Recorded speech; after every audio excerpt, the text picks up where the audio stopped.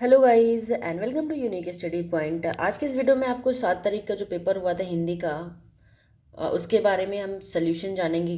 कौन कौन से आपके जो आंसर थे वो सही हैं और कौन गलत है। मैं उसके बारे में आज आपको जो सारे आंसर आपको प्रोवाइड करूँगी।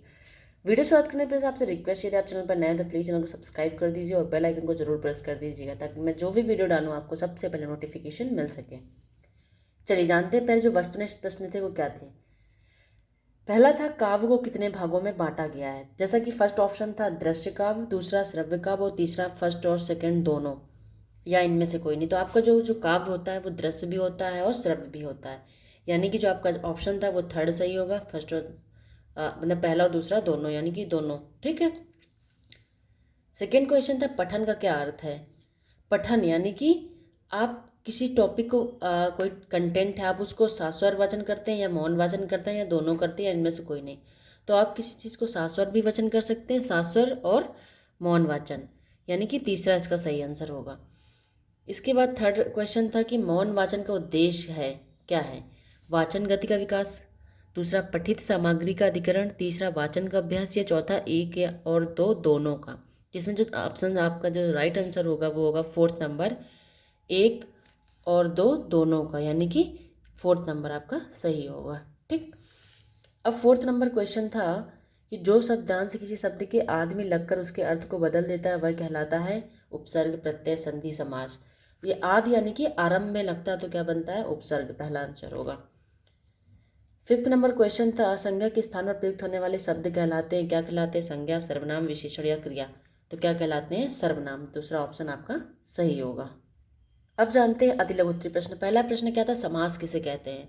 तो समास का क्या अर्थ होता है, संक्षेप, यानी कि दो या दो से अधिक शब्दों को मिलाकर एक करना क्या कहलाता है, समास कहलाता है। समाज के 6 भेद होते हैं, इस तरह आप लिख सकते थे। मौलिक लेखन किसे कहते हैं। मौलिक का अर्थ यानी कि नवीन, यानी कुछ आप नया लिखें ऐसी, यानी कि मौलिक का जो अर्थ होता है वो नवीन होता है, यानी कि नया नया लेखन, यानी कुछ नई वो क्रियाविधि करना या कुछ नया लिखना मौलिक लेखन के अंतर्गत आता है। लिंग किसे कहते हैं। लिंग क्या होता है, जिससे किसी का स्त्री और पुरुष होने का बोध होता है, लिंग कहलाते हैं। 2 प्रकार के स्त्रियों लिंग और पुल्लिंग। ठीक है। 9 नंबर गद्य और पद्य में अंतर। गद्य क्या होता है, छंद मुक्त होता है, जबकि पद्य क्या होता है, छंद युक्त होता है। गद्य क्या होता है आपका लय गति, गद्य में क्या होता है नहीं होता। पद्य में क्या होता है लय गति सब उपस्थित होते हैं।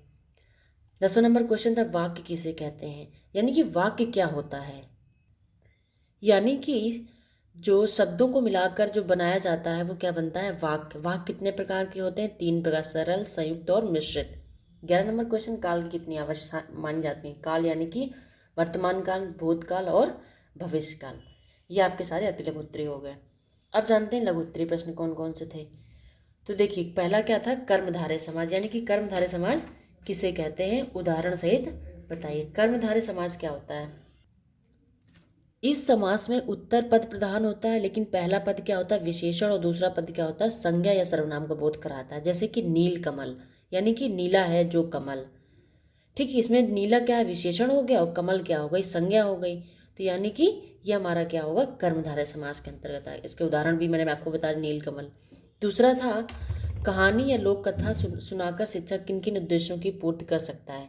यानी कि कहानी सुनाने से या लोक कथा सुनाकर शिक्षक किन उद्देश्यों की पूर्ति कर सकता है, आपको इसके बारे में लिखना था। यानी किसके उद्देश्य को, छात्रों के उद्देश्यों की पूर्ति के बारे में बात कर रहा है। नेक्स्ट क्वेश्चन था वाचन के दोषों किस प्रकार दूर किया जा सकता है। यानी कि कोई बालक जब पढ़ता है उसके जो दोष हैं उसको किस प्रकार किया जा सकता है। 15 नंबर था औपचारिक पत्रों के प्रकार बताइए। औपचारिक क्या होते हैं, इनको हम फॉर्मल बोलते हैं इंग्लिश में, फॉर्मल लेटर। ठीक है। जो यानी कि हमसे सगे संबंधियों से जो हमारे सगे संबंधियों से जो रिलेशन से होते हैं वो हमारे नहीं होते हैं, वो औपचारिक पत्र के अंतर्गत आते हैं। जैसे शिकायत पत्र किसी को देना जिलाधिकारी में, नगर निगम में, ये सारे औपचारिक आते हैं जिनसे हमारा कोई रिलेशन नहीं होता है। हिंदी में किन किन विराम चिन्हों का प्रयोग होता है। तो विराम चिन्ह जैसे क्या होता है, पूर्ण विराम हो गया, अल्प विराम हो गया, अर्ध विराम हो गया, प्रश्नवाचक हो गया, विस्मादिबोधक चिन्ह हो गया, उद्धरण चिन्ह, योजक चिन्ह, ये सारे आपके चिन्हों के बारे में लिखना था आपको। इसके बाद 17 नंबर था उच्चारण के विभिन्न भेदों के को लिखिए। उच्चारण करते समय विभिन्न भेद कौन कौन से होते हैं, उच्चारण की क्या दोष उसमें होते हैं, किस तरह की गलतियाँ की जाती हैं, वो लिखना था। इसके बाद 18 नंबर क्वेश्चन था लिखित अभिव्यक्ति के मुख्य साधन कौन कौन से हैं। यानी कि जो हम आप जैसे कि लिखित अभिव्यक्ति का सबसे बड़ा क्या होता है, पत्र पत्रिकाएं होती हैं, पुस्तकें होती हैं, इसके बारे में आपको सब लिखना था कि ये इसके सबसे बड़े साधन होते हैं। बुक के माध्यम से राइटर अपनी बात को लिखता है। न्यूज़पेपर जो होती पत्रिकाएं जिसको बोलते हैं, ये सारे हमारे लिखित साधन होते हैं। ठीक है, तो ये आपका पूरा पेपर मैंने आपको हल करा दिया हिंदी का। आई होप आपको समझ में आया हो। Thank you so much for watching this video. Thank you so much.